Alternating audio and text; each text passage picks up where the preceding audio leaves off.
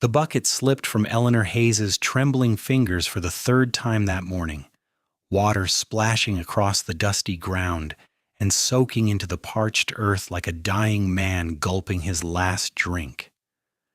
She stood halfway up the rocky hillside in the New Mexico territory, her dark hair plastered to her forehead with sweat, watching 2 hours of labor disappear into the thirsty soil, while the September sun of 1882 beat down mercilessly on her shoulders. Eleanor was 23 years old and had been making this climb 6 times a day for the past 4 months, ever since her father had died of fever and left her alone on this God-forsaken patch of land 15 miles outside of Silver City. The well her father had dug sat at the bottom of the hill, a good quarter-mile from the small cabin he had built at the top. And every single day she hauled water up that incline until her arms screamed and her back felt like it might snap in two. Her father had chosen the cabin site for its view of approaching riders and protection from flash floods, never considering that his daughter might one day be making this journey alone, over and over, until her body gave out. She bent to retrieve the bucket, her shoulders protesting with sharp, stabbing pains that made her gasp.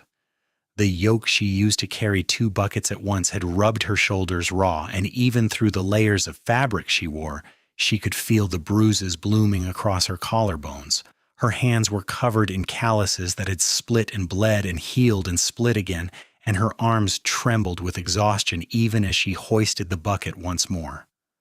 Eleanor had no choice but to continue. The vegetable garden she had planted desperately needed water. The 2 horses in the small corral needed water, and she needed water for cooking, cleaning, and drinking. There was no one else. Her mother had died when she was 12, back in Missouri, and her father had dragged her west chasing dreams of silver and a new life.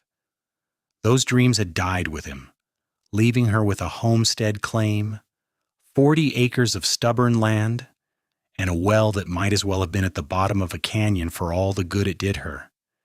She made it to the top of the hill just as her right shoulder gave a sickening pop, and she dropped the bucket again, this time falling to her knees with a cry of pain that echoed across the empty landscape. Tears streamed down her face as she clutched her shoulder, feeling something fundamentally wrong in the joint, something that spoke of damage that would not heal with a night's rest. Eleanor knelt there in the dirt, sobbing with frustration and pain and loneliness, when she heard the sound of hoofbeats approaching. She scrambled to her feet, wiping her face with her sleeve and trying to compose herself, her heart pounding with the fear that came with being a woman alone in wild country.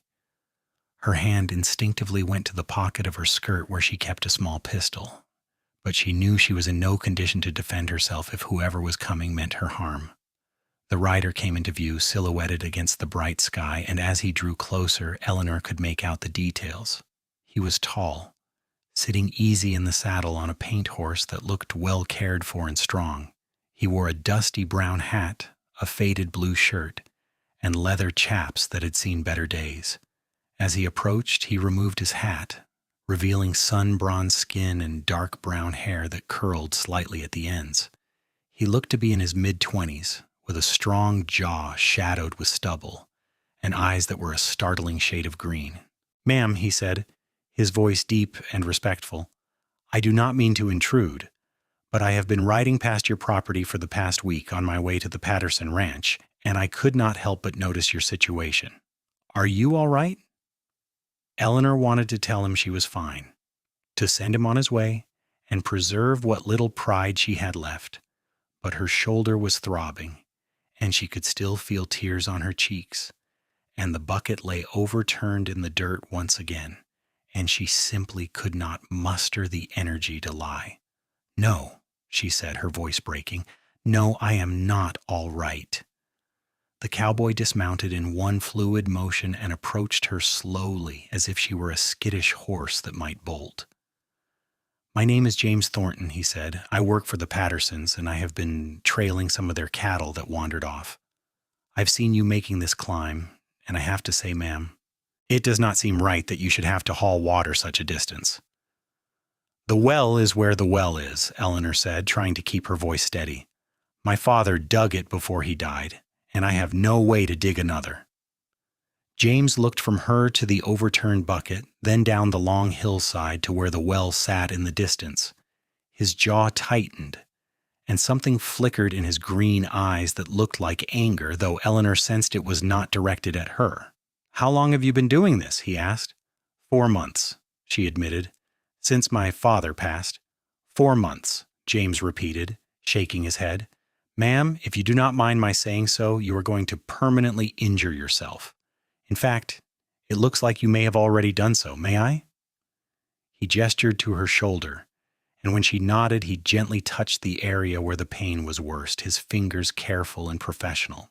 Eleanor winced, and he immediately pulled back. "That needs to be looked at by a doctor." "I cannot afford a doctor," Eleanor said flatly. "I can barely afford to keep myself fed. Everything my father had went into this land claim, and without him I have no way to work it properly. I have been trying to keep the garden alive and the horses healthy until I can figure out what to do, but every day it gets harder." James studied her for a long moment, and Eleanor felt self-conscious under his gaze. She knew she must look terrible, covered in dust and sweat, her dress worn and patched, her hair falling out of its pins. She had once been pretty, or so her father had told her, but the harsh New Mexico sun and endless labor had taken their toll. She was thin from stretching her supplies too far, and her hands looked like they belonged to someone twice her age. "What is your name, Mom?" James asked. "Eleanor Hayes." "Miss Hayes, I would like to propose something to you, and I want you to hear me out before you answer." James turned his hat in his hands, a gesture that seemed almost nervous. "I am good at finding water, and I am good at digging wells. I have done it before many times for the ranch and for some of the other homesteaders in the area. I would like to dig you a well closer to your cabin, one that would not require you to break your back every day just to survive." Eleanor stared at him, not quite believing what she was hearing. "I told you I cannot afford to pay you." "I am not asking for payment," James said. "I am offering to do this because it is the right thing to do and because I cannot ride past here anymore watching you struggle like this.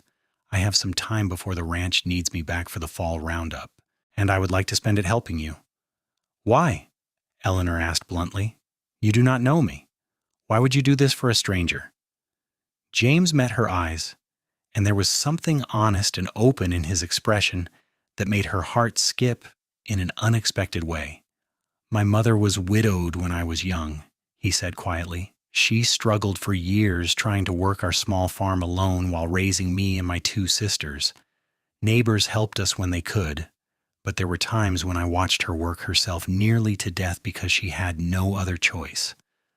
I swore then that if I ever had the means and the ability to help someone in a similar situation, I would do it. I have the means, Miss Hayes, and I have the ability. Please let me help you." Eleanor felt fresh tears welling up, but these were different from the tears of pain and frustration she had shed moments before. These were tears of relief, of gratitude, of the overwhelming emotion that came from realizing she might not be completely alone after all. "I do not know what to say," she whispered. "Say yes," James said with a small smile. "Say yes, and let me get started." "Yes," Eleanor breathed. "Yes, please. Thank you." James nodded and settled his hat back on his head. "First things first, you need to rest that shoulder, and I need to take a look around your property to find the best spot for a new well. Do you have any food in the cabin? When did you last eat?" Eleanor tried to remember and realized with some embarrassment that she had only had a few bites of bread that morning and nothing the day before except some weak broth. "I am fine," she said, but her stomach chose that moment to growl audibly, betraying her. James frowned. "Right, I have supplies in my saddlebags. Let me get you settled, and then we can talk about where this well should go." He retrieved his horse and walked with Eleanor back to the cabin, carrying the bucket for her despite her protests. The cabin was small and sparse, with a single room that served as kitchen, bedroom, and living space. There was a narrow bed in one corner, a small table with 2 chairs, a fireplace for cooking, and a few shelves that held her meager supplies. James did not comment on the poverty of it, for which Eleanor was grateful. He simply set down the bucket, went back for his saddlebags, and began pulling out supplies. "I have some salt pork, beans, coffee, and hardtack," he said. "Not fancy, but it will fill your stomach. Let me get a fire going and make you something to eat." Eleanor wanted to protest, to tell him she could take care of herself, but the truth was that her shoulder was in agony and she was so tired she could barely stand. She sank into one of the chairs and watched as James efficiently built up the fire and set about preparing a meal. He moved with the easy competence of a man who had spent many nights on the trail cooking for himself, and within 20 minutes he had a pot of beans warming and coffee brewing in a battered pot. The smell of food made Eleanor's stomach cramp with hunger, and when James handed her a plate and a cup of coffee, she nearly wept again at the simple kindness of it. They ate in silence for a few minutes, and Eleanor felt strength returning to her body with each bite. "Tell me about your father," James said finally.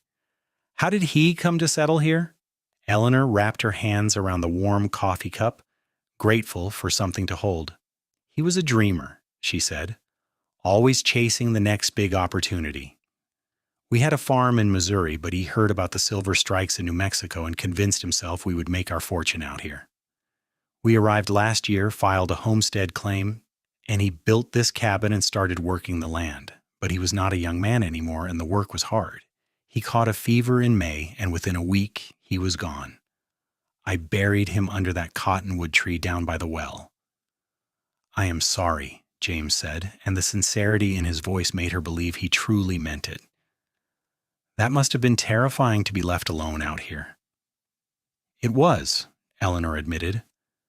"The first few weeks, I kept expecting him to wake up, kept thinking it was all a mistake, but then I realized I had to decide whether to try to keep going or abandon the claim and go back to Missouri. The problem is I have no family left in Missouri and no money to get there even if I wanted to. So I stayed, and I have been trying to make it work, but every day it gets a little bit harder." James nodded slowly, his green eyes thoughtful. "Well, starting tomorrow, it is going to get a little bit easier. Tonight, you need to rest that shoulder. Do you have any whiskey or anything for the pain?" Eleanor shook her head. "I used up the last of my father's whiskey weeks ago." "I have some in my saddlebag. It is not much, but it will help you sleep tonight." James poured her a measure in a tin cup, and Eleanor drank it down, feeling the burn of it warm her from the inside out. The combination of food, coffee, whiskey, and James's calm presence was making her feel more human than she had in months. "Where will you sleep?" Eleanor asked, suddenly realizing the impropriety of having a strange man staying on her property. If anyone found out, her reputation would be ruined. Not that she had much of a reputation to begin with, living alone out here. "I will make camp outside," James said. "I have my bedroll and my slicker.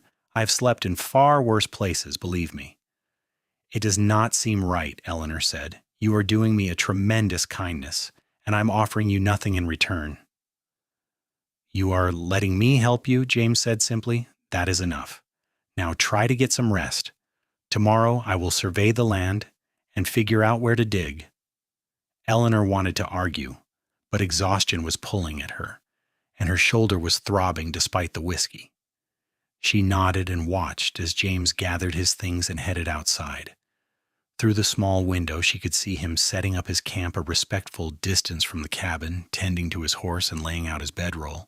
She changed into her nightgown, wincing as she tried to move her injured shoulder, and climbed into bed. For the first time in 4 months, Eleanor fell asleep feeling something other than despair. She felt hope. The next morning, Eleanor woke to the smell of coffee and bacon. For a disoriented moment, she thought her father was still alive, that the past 4 months had been a nightmare, but then she remembered James Thornton and his offer to help.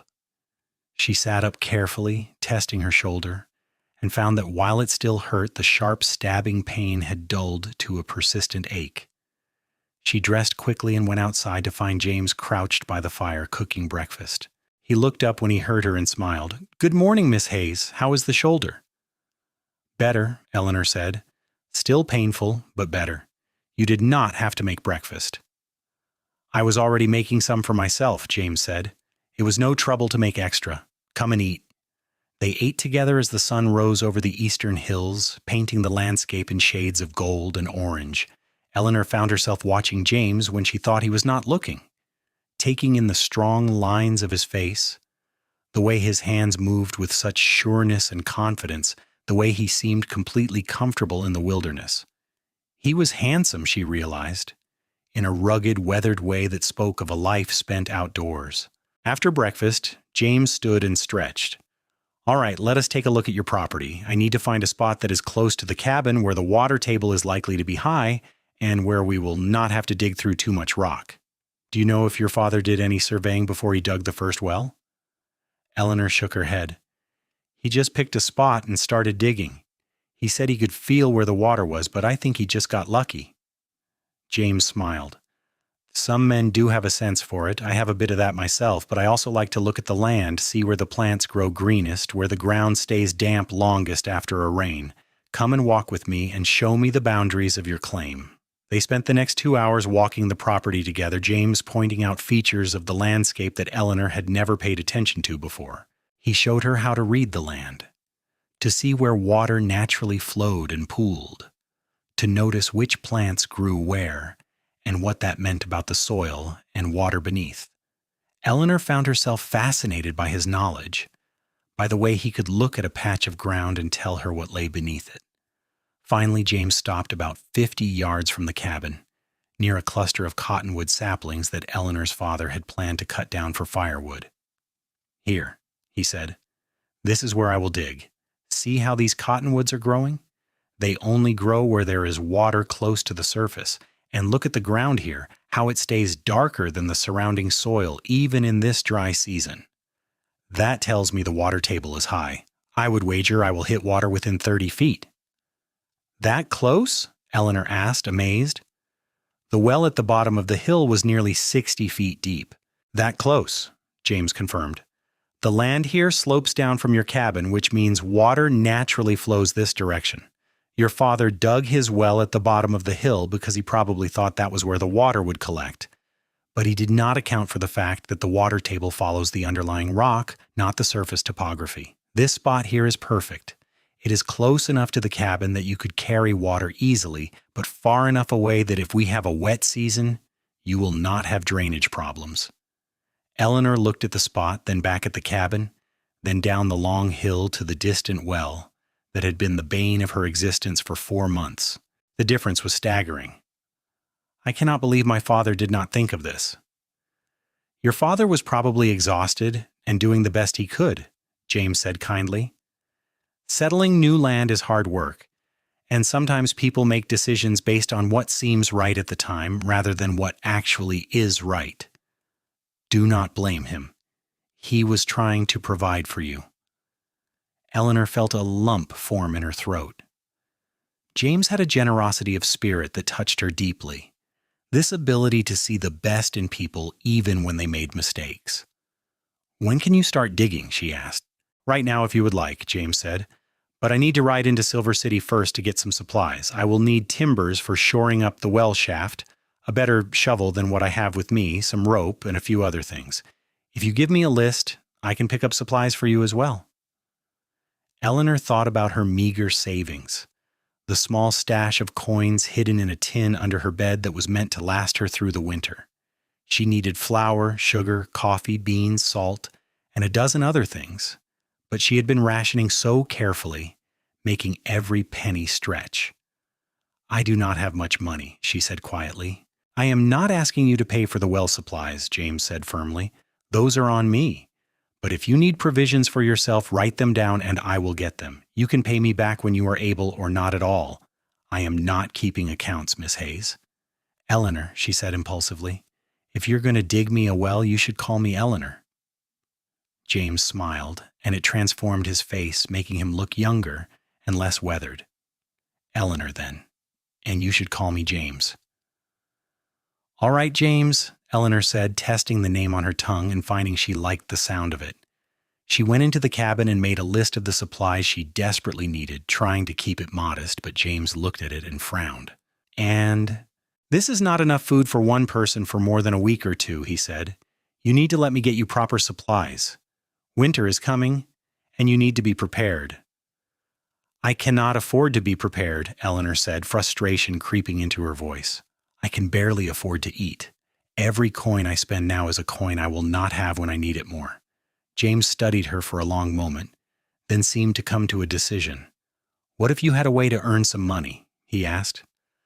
The Patterson Ranch is always looking for help with mending, cooking, and laundry. Mrs. Patterson's getting older, and she could use someone to help her with the household work. It would not be every day, but maybe 2 or 3 days a week. It would give you some income and help you build relationships with other people in the area. Eleanor considered this.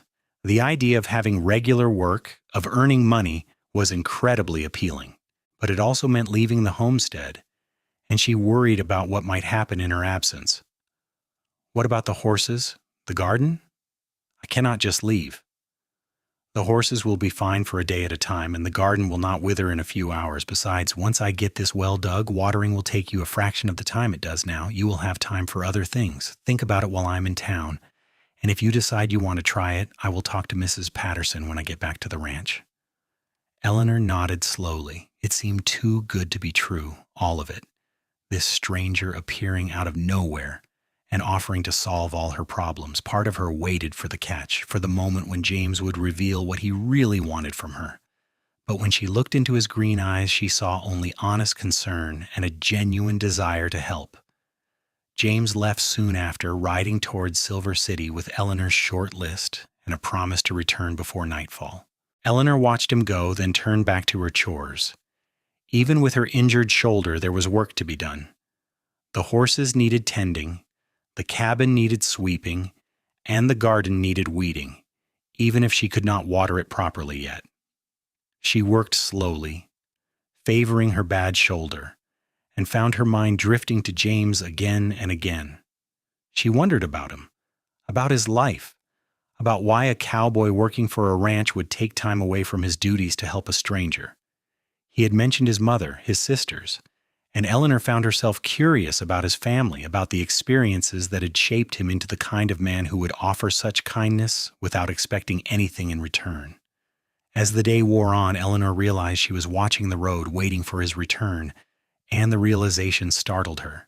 She had been so focused on survival for so long that she had forgotten what it was like to look forward to something, to anticipate someone's presence. It felt strange and a little frightening, but also warm, like the first touch of sun after a long winter. James returned just as the sun was setting, his horse laden with supplies. Eleanor hurried out to help him unload, and her eyes widened when she saw how much he had brought. There were sacks of flour and beans, sugar and coffee, salt pork and bacon, dried fruit and canned goods. There were also timbers and rope, a new shovel and pick, and a large wooden bucket that looked much sturdier than her battered old one. "James, this is too much," Eleanor protested as they carried everything into the cabin. "I cannot possibly accept all of this." "You can, and you will," James said firmly. "Consider it an investment in the future. You cannot work or think clearly if you are hungry, and you cannot keep this homestead if you are too weak to work it. This is practical, Eleanor, not charity." Eleanor wanted to argue, but the sight of the well-stocked shelves made her throat tight with emotion. It had been so long since she had felt secure, since she had known where her next meal was coming from. "Thank you," she whispered. "I do not know how I will ever repay you." "You do not need to repay me," James said. "Just promise me you will take care of yourself, that you will eat regular meals and not work yourself into the ground. Can you do that?" "I can try," Eleanor said with a small smile. They made dinner together, a real meal with beans and bacon and fresh bread that James had bought from the bakery in Silver City. Eleanor could not remember the last time she had eaten something she had not made herself, and the bread tasted like heaven. They ate by lamplight, talking quietly about small things, the weather and the town, and the ranch where James worked. "How long have you been working for the Pattersons?" Eleanor asked. "About 3 years," James said. "I drifted for a while after leaving home, working ranches throughout Texas and New Mexico, saving my money, and learning everything I could about cattle and horses. The Pattersons are good people, fair employers, and they have given me opportunities to prove myself. Eventually, I hope to have my own place, my own land, but that is still a few years off." Do you miss your family? Eleanor asked. James nodded. Every day. My mother passed 2 years ago, which is part of why I left Texas. My sisters are both married now with families of their own, and they do not need me the way they once did. So I came out here looking for a fresh start, I suppose, looking for a place where I could build something of my own. It sounds like we have that in common, Eleanor said softly, looking for a fresh start. I suppose we do, James agreed. And when their eyes met across the small table, something passed between them, some understanding or connection that made Eleanor's heart beat faster. James cleared his throat and stood. I should let you get some rest. Tomorrow I will start digging, and it will probably take me a week or so to reach water depending on how the ground cooperates. If you need anything, just call out. I will be close by. Eleanor nodded and watched him go, then cleaned up the dishes and prepared for bed. As she lay in the darkness, listening to the sounds of the night outside her window, she found herself smiling. For the first time since her father's death, the future did not seem quite so bleak. Over the next week, Eleanor fell into a new rhythm. Each morning she and James would have breakfast together. Then he would head to the well site and begin digging while she tended to her chores. Her shoulder slowly healed, the pain diminishing day by day, and she found she could do more without aggravating the injury. James worked tirelessly, digging down into the earth with steady determination. Eleanor would bring him water and food throughout the day, and sometimes she would sit and watch him work, marveling at his strength and endurance. He would dig for hours, hauling up buckets of dirt and rock, then shoring up the sides of the growing shaft with the timbers he had brought. They talked while he worked, sharing stories of their lives and learning about each other in the easy way of people who are becoming friends. James told her about growing up in Texas, about learning to ride before he could walk, about helping his mother keep the farm going after his father died of a snake bite. Eleanor told him about Missouri, about her childhood before her mother died, about the books she had loved to read, and the dreams she had once had of becoming a teacher. What stopped you? James asked one afternoon, pausing in his digging to wipe sweat from his forehead. My mother's death, Eleanor said simply.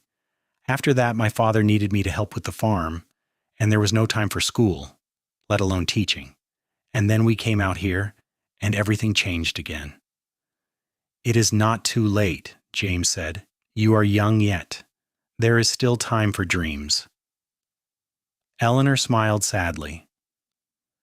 I think my dreams have become much simpler now. I just want to be able to stay on this land, to make it work, to have some security. That seems like enough of a dream for now. Security is important, James agreed, but so is happiness. Do not forget that. On the 5th day of digging, James hit damp soil, and on the 6th day, water began to seep into the bottom of the shaft. Eleanor was so excited she nearly fell into the hole trying to see, and James had to grab her arm to pull her back. Careful, he said with a laugh. I did not dig this well just so you could fall into it. There is really water? Eleanor asked, hardly daring to believe it. There is really water, James confirmed. I need to dig down a bit more to make sure we have a good flow, and then I will line the bottom with stones to keep the water clean. By tomorrow evening, you will have a working well, Eleanor. Eleanor felt tears streaming down her face, and she did not bother to hide them. I cannot believe this is real. I cannot believe you did this. James climbed out of the well shaft, dirty and exhausted, and stood before her. Without thinking, Eleanor threw her arms around him, hugging him tightly. She felt him stiffen in surprise, then his arms came around her, holding her gently. Thank you, she whispered against his chest. Thank you so much. You are welcome, James said softly, and Eleanor could feel his voice rumbling in his chest. She stayed there for a moment longer than was probably proper, breathing in the scent of him, earth and sweat and something indefinably masculine, before pulling back, suddenly self-conscious. I am sorry, she said. I did not mean to be forward. You were not, James assured her. But there was something in his eyes, a warmth that had not been there before, that made Eleanor's breath catch. The next evening, as promised, the well was finished. James attached a simple pulley system to a wooden frame he built over the opening, making it easy to lower a bucket and draw it up again. Eleanor lowered the bucket for the first time, heard it splash into the water below, and hauled it up. The water was clear and cold, and when she dipped a cup in and tasted it, it was sweet and clean. "It is perfect," she breathed. "James, it is absolutely perfect." James grinned, clearly pleased with himself. "Now you can water your garden, tend your horses, and take care of yourself without breaking your back. This is how it should have been all along." They celebrated that night with a special dinner. James had brought a small bottle of whiskey from town on one of his trips, and they toasted the new well, sitting outside the cabin and watching the stars come out. Eleanor felt happier than she had in years, and it was not just because of the well. It was because of James, because of his presence, because of the way he made her feel seen and valued and cared for. "What happens now?" Eleanor asked quietly. "You said you needed to get back to the ranch for the fall roundup." James was silent for a long moment. "I do," he admitted. "I have been away longer than I should have been, and Mr. Patterson is going to need every hand he has for the next few weeks. But I talked to Mrs. Patterson when I was in town yesterday, and she would very much like to meet you. She said she could use help 2 days a week, Wednesdays and Saturdays, and she will pay you fair wages. It is not a fortune, but it will help." "Did you really talk to her? Or are you making this up to help me?" Eleanor asked suspiciously. "I really talked to her," James said. "I told her about you, about your situation, and she was very sympathetic. She is a kind woman, Eleanor. You will like her. And it will be good for you to have contact with other people, to not be so isolated out here." Eleanor nodded slowly. "All right, I will do it. Thank you for arranging it." "There is something else," James said, and now he sounded nervous. "I have been thinking, and I would like to continue checking on you, even after I go back to work at the ranch. The Patterson spread is only about 5 miles from here, and I could ride over in the evening sometimes, make sure you are doing all right, help with any heavy work that needs doing. If you would not mind, that is." Eleanor's heart skipped. "I would not mind," she said softly. "In fact, I would like that very much." James smiled, and in the starlight his face looked younger, more vulnerable. "Good, because I have gotten used to your company, Eleanor Hayes, and I find I do not want to give it up." "I have gotten used to your company too," Eleanor admitted, feeling brave. "It has been nice, not being alone." They sat in comfortable silence for a while, and then James said, "I should probably head back to the ranch tomorrow. Mr. Patterson will be wondering what happened to me, but I will come back on Wednesday to take you to meet Mrs. Patterson if that suits you." "That suits me fine," Eleanor said, trying to ignore the sinking feeling in her stomach at the thought of James leaving. She had known this was temporary, that he had his own life and his own responsibilities, but somehow it still hurt to think of him going. The next morning, James packed up his things and prepared to leave. Eleanor made him a good breakfast and packed him some food for the road, trying to keep her emotions in check. She walked with him to where his horse was tethered, and James turned to face her. "You have everything you need?" he asked. "You enough food, enough supplies?" "I have everything I need," Eleanor confirmed. "Thanks to you." James reached out and gently touched her cheek, a gesture that was almost but not quite a caress. "Take care of yourself, Eleanor. I will see you on Wednesday." "I will," Eleanor promised. "And James, thank you for everything. You have given me back my life." "You would have found a way," James said. "You are stronger than you think. I just helped speed things along a bit." He mounted his horse and rode away, turning once to wave before disappearing over a rise. Eleanor stood watching until he was long out of sight, her hand pressed to her cheek where he had touched her, feeling a longing she had not expected. The next 2 days passed slowly. Eleanor kept busy with her chores, marveling at how easy it was to haul water from the new well, how much time and energy she saved. She was able to give the garden a thorough watering for the first time in weeks, and the plants seemed to perk up almost immediately. The horses got fresh water twice a day, and Eleanor even had enough water to wash her hair and her clothes properly, luxuries she had been forced to forego when every drop had to be hauled up that hill.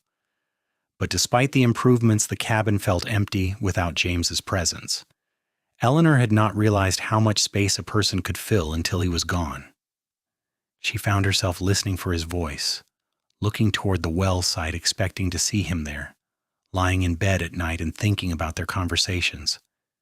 She was falling for him. The realization came to her gradually, but once she acknowledged it, it seemed obvious. She was falling for James Thornton, the cowboy who had stopped to help a stranger and changed her life.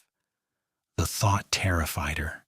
She barely knew him, had only spent a week in his company, but her heart did not seem to care about logic or reason. Her heart wanted what it wanted. Wednesday morning dawned bright and clear, and Eleanor dressed with more care than usual, choosing her best dress, a faded blue calico that had been her Sunday dress back in Missouri. She braided her hair and pinned it up neatly, and even used a bit of her precious rose water, a gift from her mother years ago that she had been hoarding. James arrived mid-morning, riding up to the cabin with a smile that made Eleanor's heart leap. "Good morning, Warner," he called. "Are you ready to meet Mrs. Patterson?" "As ready as I will ever be," Eleanor said, suddenly nervous. What if Mrs. Patterson did not like her? What if this job James had arranged fell through? "She is going to love you," James said confidently. "Just be yourself." They rode to the Patterson ranch together, Eleanor on one of her horses and James on his paint. It was a pleasant ride through rolling hills dotted with cattle and horses. The ranch itself was impressive, with a large main house, several barns and outbuildings, and corrals full of livestock. Mrs. Patterson turned out to be a plump, white-haired woman in her 60s with a warm smile and kind eyes. She welcomed Eleanor into her kitchen and sat her down with coffee and cake, asking about her background and her situation with genuine interest and sympathy. "James has told me what you have been through, my dear," Mrs. Patterson said, "losing your father and being left to manage that homestead alone. It is not right that a young woman should have to struggle so. I am happy to offer you work here, and I hope we will become friends as well as employer and employee." Eleanor felt relief wash over her. "Thank you, Mrs. Patterson. I promise I will work hard and do my best." "I am sure you will," Mrs. Patterson said. "Now, let me show you what needs doing." Eleanor spent the rest of the day learning her duties. She would help with laundry, mending, ironing, and some light cooking.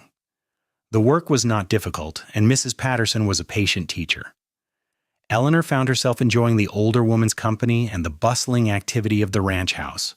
James appeared at lunchtime, ostensibly to check on some equipment, but Eleanor noticed him watching her through the kitchen window with a small smile. When it was time for her to leave, he insisted on riding back with her to make sure she got home safely. "Mrs. Patterson likes you," James said as they rode. "I could tell." "I like her too," Eleanor said. "Thank you for this, James. It means more than you know." "I'm just glad I could help," James said. They rode in comfortable silence for a while, then James said, "I was thinking I might come by on Sunday if you do not have other plans. I thought maybe we could ride out to that mesa to the west. I have heard there is a good view from up there, and the weather should be nice." Eleanor's heart soared. "I would like that very much." Sunday could not come fast enough. Eleanor worked through her chores with new energy, and on Saturday, after finishing her day at the Patterson Ranch, she used some of her first wages to buy fabric for a new dress from the general store in Silver City. She stayed up late that night sewing by lamplight, determined to have something pretty to wear. When James arrived on Sunday morning, Eleanor was ready, wearing her new dress of soft green cotton that brought out the color of her eyes. James's face lit up when he saw her. "You look beautiful," he said, and the sincerity in his voice made Eleanor blush. "Thank you," she said softly. They rode out together, climbing the mesa through fragrant juniper and pinyon pines. At the top, the view was breathtaking. They could see for miles in every direction. The vast New Mexico landscape spread out below them in shades of gold and brown and green. James spread out a blanket he had brought and unpacked a picnic lunch. They ate and talked, the conversation flowing easily as always. Eleanor told him about her week, about Mrs. Patterson and the other ranch hands she had met. James told her about the roundup, about the long days in the saddle and the satisfaction of good hard work. As the afternoon wore on, they fell into a comfortable silence, sitting side by side and watching clouds drift across the sky Eleanor was acutely aware of James's presence beside her, of the warmth of his body, of the way his hand rested on the blanket just inches from hers. "Eleanor," James said suddenly, "I need to tell you something." Eleanor's heart began to pound. "What is it?" James turned to face her, his green eyes serious. "I know we have not known each other long, only a few weeks, but in that time, you have become very important to me. I think about you all the time. I look forward to seeing you. When I'm at the ranch, I count the days until I can come back here. I am trying to say that I have feelings for you, Eleanor, strong feelings, and I need to know if there's any chance you might feel the same way." Eleanor could hardly breathe. "You have feelings for me?" she whispered. "I do," James said. "I know I'm just a cowboy with no land and no prospects beyond what I can earn with my hands. And I know you might not be interested in someone like me, but I had to tell you. I could not keep it to myself any longer." Eleanor laughed, the sound coming out shaky with emotion. "James, you are not just anything. You are kind and generous and good. You saved me when I was drowning. You gave me hope when I had none. Of course I have feelings for you. I have been half in love with you since you first offered to dig that well." James's face transformed with joy. "Really? You mean it?" "I mean it," Eleanor said. And then James was cupping her face in his hands and kissing her, gentle and sweet and perfect. Eleanor kissed him back, her hands coming up to rest on his chest, feeling his heart pounding as hard as her own. When they finally pulled apart, both of them were smiling. "I have wanted to do that for days," James admitted. "So have I," Eleanor said. They sat together as the sun began to set. James's arm around Eleanor's shoulders, her head resting against his chest. Everything felt right in a way Eleanor had not experienced in years. She felt safe and cherished and hopeful about the future. "What happens now?" Eleanor asked softly. "Now we court properly," James said. "I will come visit you as often as I can, and we will get to know each other even better. And when the time is right, if you will have me, I will ask you to marry me. I cannot offer you much yet, but I am saving money, and in a few years I will have enough to start my own ranch. We could build a life together, Eleanor, a real life with a home and maybe a family someday." "I would like that," Eleanor said. "I would like that very much." As autumn deepened into winter, Eleanor and James's courtship blossomed. James came to visit whenever he could spare time from the ranch, and Eleanor continued working for Mrs. Patterson twice a week. The older woman had quickly figured out that something was developing between Eleanor and James, and she heartily approved. "That boy has been alone too long," Mrs. Patterson told Eleanor one day as they worked together in the kitchen. "He is a good man, one of the best, and he deserves to be happy. You deserve to be happy too, my dear. I think you are very good for each other." Eleanor helped with the Christmas preparations at the ranch, learning Mrs. Patterson's recipes and techniques for holiday baking. When Christmas Day arrived, James surprised her by showing up at her cabin with gifts, a new shawl he had bought in Santa Fe, a book of poetry she had mentioned wanting to read, and a beautiful hand-carved box for keeping her treasures. Eleanor gave him a scarf she had knitted, a new shirt she had sewn, and a photograph of herself that she had taken in Silver City, mounted in a simple frame. "So you can remember me when you are at the ranch," she said shyly. "I do not need a photograph to remember you," James said, pulling her close. "You are always in my thoughts, but I will treasure this anyway because I can look at you every night before I sleep." They spent Christmas Day together, just the two of them, cooking a small feast and exchanging stories of Christmases past. As evening fell, they sat by the fire, Eleanor curled against James's side, and she thought she had never been happier. Winter passed into spring, and Eleanor's homestead began to thrive. With reliable access to water, she was able to plant a much larger garden, and James helped her build a chicken coop and acquire some hens. The eggs gave her another small source of income, and she began to feel like she might actually make a success of the land her father had claimed.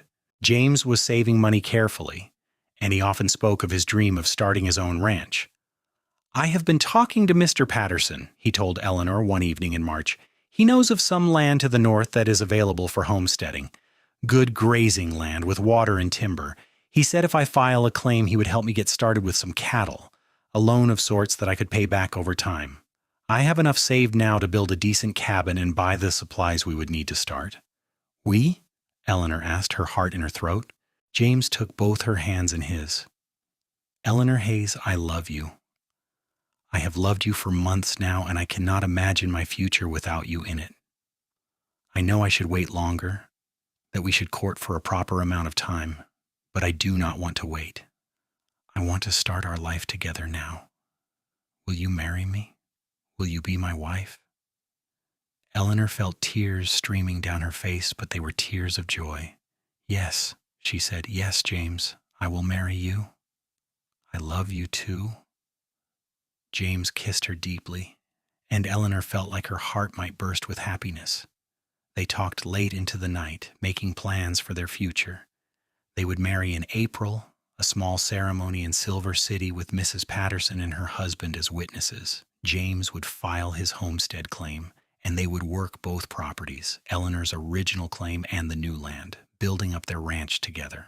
What about my father's claim? Eleanor asked. I do not want to abandon it. He worked so hard to get it. We will not abandon it, James promised. We will use it, maybe run some cattle on it, or lease it to another homesteader. Your father's work will not be wasted, Eleanor. I promise you that. They were married on a beautiful April morning in 1883, almost exactly a year after they had first met. Eleanor wore a new dress of cream-colored silk that Mrs. Patterson had helped her sew, and James wore a new suit he had bought for the occasion. They spoke their vows in the small church in Silver City, promising to love and cherish each other through all the years to come. The Pattersons threw them a wedding celebration at the ranch, and many of the local homesteaders and ranchers came to wish them well. Eleanor was touched by how many people wanted to celebrate with them, how welcomed she felt in this community that had once seemed so foreign. That night, in a hotel room in Silver City, James made love to his wife for the first time. He was gentle and patient, and Eleanor felt cherished and adored. Afterward, they lay tangled together in the lamplight, talking and laughing and planning their future. They spent the next few months working hard to establish their new ranch. James filed his homestead claim on the land to the north, and they began building a cabin there, larger than Eleanor's original cabin, with 2 rooms and real glass windows. James hired some help from the Patterson ranch, and the cabin went up quickly. Meanwhile, Eleanor kept her original homestead going, tending the garden and the chickens, and continuing to work for Mrs. Patterson part-time. The older woman had become like a mother to her, and Eleanor treasured their friendship. By summer, the new cabin was finished, and Eleanor and James moved in. Mr. Patterson made good on his promise and loaned them 20 head of cattle to start their herd. James worked from dawn to dusk, building fences, digging wells. He dug one right near the new cabin, of course, and establishing their grazing lands. Eleanor worked just as hard, setting up their home, planting a new garden, and helping with the ranch work whenever she could. It was exhausting, but it was also deeply satisfying. They were building something together, something that was theirs. In late summer, Eleanor realized she was pregnant. She told James one evening as they sat on the porch of their new cabin, watching the sunset paint the sky in shades of orange and pink. "You are sure?" James asked, his face a mixture of joy and awe. "I am sure," Eleanor said, smiling. "We are going to have a baby, James." James whooped with joy and spun her around, then immediately set her down, worried he had been too rough. Eleanor laughed at his concern and kissed him. "I am not made of glass," she said. "I am fine." "We are going to have a baby," James repeated, wonder in his voice. "I am going to be a father." "And I am going to be a mother," Eleanor said. "Our child is going to grow up here, on this land, in this home we built together. He or she is going to have the life we dreamed of." Their son was born in March of 1884 during a late winter snowstorm that kept James pacing nervously while Mrs. Patterson and the doctor attended to Eleanor.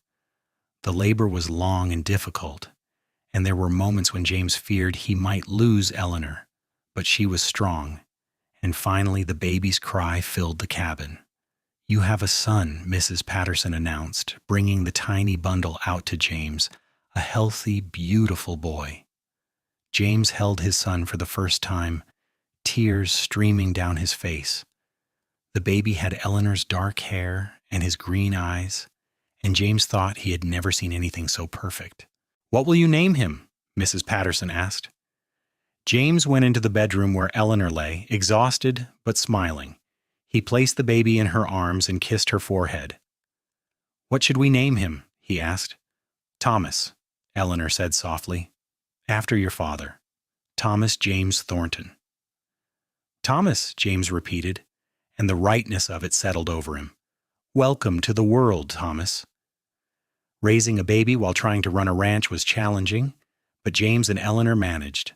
They took turns caring for Thomas, and Mrs. Patterson often helped when Eleanor needed to work. The baby thrived, growing strong and healthy, and his laughter filled their home with joy. The ranch grew too. James was skilled with cattle and horses, and word of his abilities spread. He began taking on work training horses for other ranchers, earning extra money that he poured back into improving their land. Eleanor started selling eggs and vegetables in Silver City, and her chicken flock grew. When Thomas was 2 years old, Eleanor found herself pregnant again. This time, the pregnancy was easier, and their daughter was born in October of 1886, a healthy girl with James's green eyes and a head full of blonde curls that seemed to come from neither parent. "She looks like an angel," James said, cradling his daughter. "Then we will call her Grace," Eleanor said. "Grace Elizabeth Thornton." With 2 children, life became even busier, but James and Eleanor had never been happier.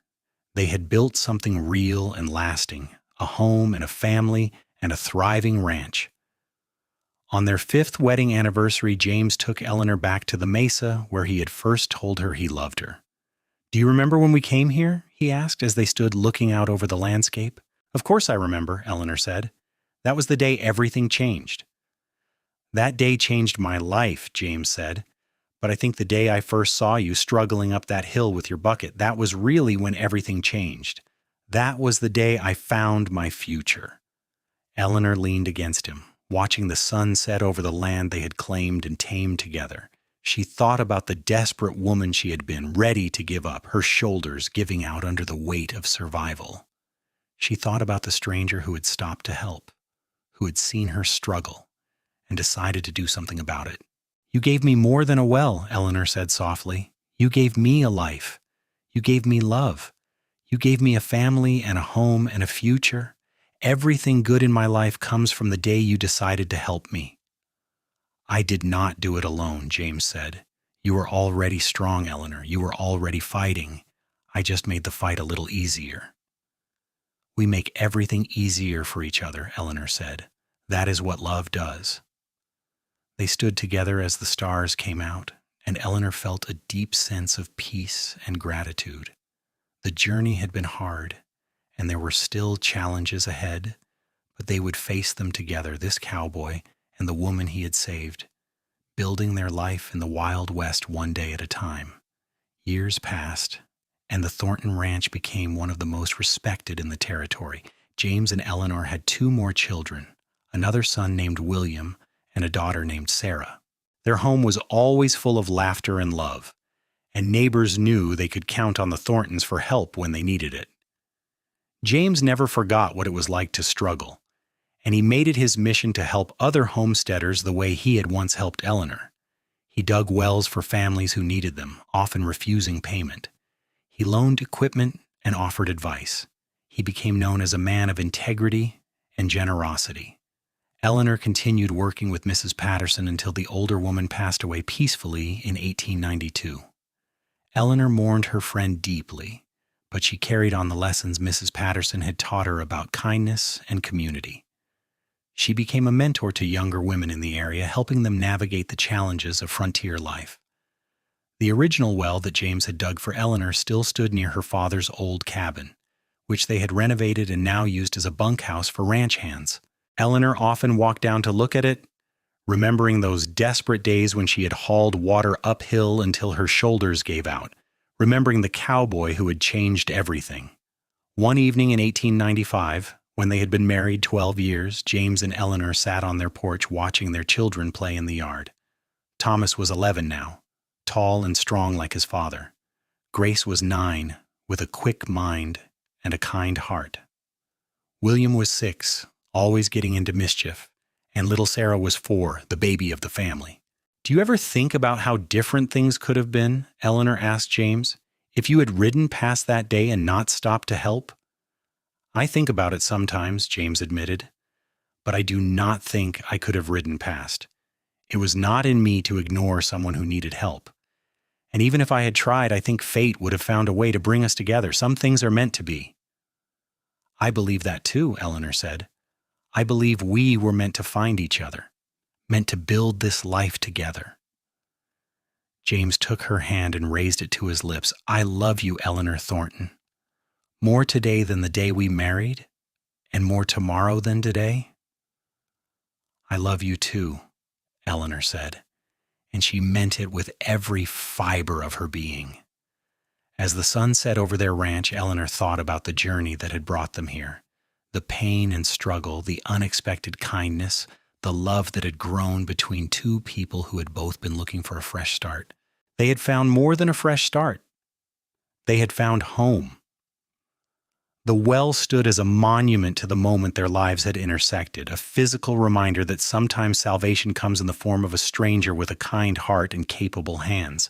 James had given Eleanor water when she was dying of thirst, and in return she had given him a reason to stay, a reason to build, a reason to love. Their children grew up hearing the story of how their parents met, how their father had seen their mother struggling and decided to help, how he had dug a well that saved her life and changed both their futures. It became a family legend, a story of love and kindness that was passed down through generations.